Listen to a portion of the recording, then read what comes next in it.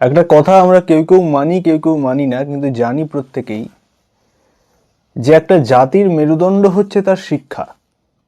অর্থাৎ কেউ যদি মনে করেন যে একটা জাতিকে সমূলে উৎপাটিত করা হবে, জাতিটাকে ধ্বংস করে দেওয়া হবে, তাহলে তার সহজতম উপায় হচ্ছে তার শিক্ষার মেরুদণ্ডটাকে ভেঙে দেওয়া। এখন ব্রিটিশরা যখন ভারতবর্ষে এলেন, তখন প্রথম যে জিনিসটার উপরে তারা আঘাত হানলেন সেটা হচ্ছে ভারতবর্ষের যে চিরাচরিত সনাতন শিক্ষা ব্যবস্থা, যেখানে আমরা গুরুগৃহে গিয়ে আচার্যের কাছে শিক্ষা নিতাম, শিক্ষিত হতাম। এই যে গুরুগৃহে গিয়ে একটা সার্বিক কল্যাণকর শিক্ষা ব্যবস্থার মধ্যে থাকা, সেইটাই কিন্তু আমাদের বন্ধ করে দেওয়া হলো এবং আমাদের একটা কেরানি তৈরির কল তৈরি করা হলো শিক্ষা ব্যবস্থার নামে, যার মুখ্য উদ্দেশ্য ছিল শোষক এবং শাসক অর্থাৎ ব্রিটিশদের সঙ্গে শোষিত অর্থাৎ ভারতবাসীদের মধ্যে ব্রিজ হয়ে কিছু মানুষকে কাজ করতে হবে। তারা হবেন এই ভারতবর্ষের মানুষ যারা কেরানি তৈরির কল নামক একটি শিক্ষা ব্যবস্থার মধ্যে থেকে তাদের অগ্রসর হতে হতে তারা সেই চাকরি বাকরি পাবেন, ইত্যাদি হবেন। কিন্তু স্বামী বিবেকানন্দের যে শিক্ষা ব্যবস্থা, স্বামী বিবেকানন্দ বলছেন যে man making and character building education, অর্থাৎ মানুষ, যেখানে মানুষ তৈরি হবে।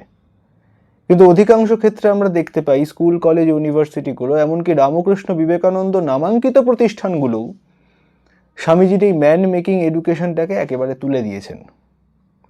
ফলত সেখানেও একটা ওই কেরানি তৈরির কলই চলছে। সেখানে আমরা ভারতীয় সংস্কৃতি শিখছি না, সেখানে আমরা আমাদের যে চিরাচরিত সনাতন ঐতিহ্যমণ্ডিত যে ভারতবর্ষ, তার যে ধ্যান ধারণা আমাদের মধ্যে তৈরি হওয়া দরকার একজন শিক্ষার্থী বা বিদ্যার্থী হিসেবে, সেই সমস্ত কোনো কিছুই আমাদের তৈরি হচ্ছে না। আমরা পড়াশুনো করছি, চাকরি বাকরি পাচ্ছি এবং বাইরে চলে যাচ্ছি। বাইরে চলে যাওয়াতে কোনো সমস্যা নেই। ভগিনী নিবেদিতাকে স্বামীজি বলছেন যে আমাকে ভালোবাসা মানে ভারতকে ভালোবাসা। তিনি জপ মন্ত্র দিচ্ছেন যে ভারত ভারত ভারত। স্বামীজি বলছেন যে আর সমস্ত কিছু হয়ে যাবে, চরিত্র চাই, মানুষ চাই। স্বামীজি বলছেন টাকায় কিছু হয় না, বিদ্যায় কিছু হয় না, যশেও কিছু হয় না, ভালোবাসায় সব হয়।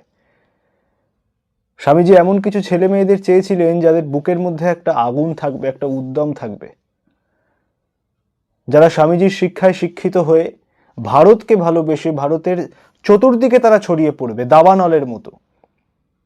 এবং শিক্ষার ইম্পর্টেন্স, শিক্ষার গুরুত্ব কতটা, সেটা স্বামী বিবেকানন্দের একটা উক্তির মাধ্যমে বোঝা যায়। স্বামীজি বলছেন যে এই জগতে এমন কোনো সমস্যা নেই যার সমাধান শিক্ষা দ্বারা সম্ভব নয়। এই জগতে এমন কোনো সমস্যা নেই যার সমাধান শিক্ষা দ্বারা সম্ভব নয়। স্বামীজি আরও বলছেন শিক্ষা হচ্ছে মানুষের অন্তর্নিহিত পূর্ণত্বের বিকাশ সাধন, অর্থাৎ যা আমাদের মধ্যে আগে থেকেই বর্তমান, সেই অন্তর্নিহিত পূর্ণত্বের বিকাশ সাধনই শিক্ষা। আমরা কি দেখতে পাচ্ছি? ডাক্তার হচ্ছি কিন্তু চরিত্র গঠিত হচ্ছে না, ডেভিল হয়ে উঠছি। ইঞ্জিনিয়ার হচ্ছি, চরিত্র গঠিত হচ্ছে না, ডেভিল হয়ে উঠছি। শিক্ষক হচ্ছি কিন্তু চরিত্র গঠিত হচ্ছে না। ইন্ডাস্ট্রিয়ালিস্ট হচ্ছি, চরিত্র গঠিত হচ্ছে না। বড় পোস্টে চাকরি করছি কিন্তু চরিত্র নেই। তাই সমাজের প্রত্যেকটা স্তরে যদি এই ধরনের মানুষগুলো ছড়িয়ে পড়ে, যারা উচ্চশিক্ষিত, তথাকথিত উচ্চশিক্ষিত কিন্তু চরিত্রহীন, তাহলে ভারতবর্ষের যে পরিণতি হওয়ার কথা, ভারতবর্ষ সেই পরিণতিতেই দাঁড়িয়ে রয়েছে। এখান থেকে উদ্ধারের একটাই উপায়, স্বামী বিবেকানন্দ যে এডুকেশন সিস্টেমের কথা বলছেন সেই এডুকেশন সিস্টেমকে ফিরিয়ে আনা। স্বামীজি স্বয়ং বলছেন যে আমি যদি আরও একবার পড়াশোনা করার সুযোগ পেতাম, তাহলে এই যে চিরাচরিত এডুকেশন সিস্টেম, কেরানি তৈরির কল, আমি তার মধ্যে গিয়ে পড়তাম না। শিক্ষা হচ্ছে মানুষের অন্তর্নিহিত পূর্ণত্বের বিকাশ সাধন, এইটা আমাদের মাথায় রাখা দরকার। এবং শিক্ষা কারোর পৈতৃক সম্পত্তি নয়।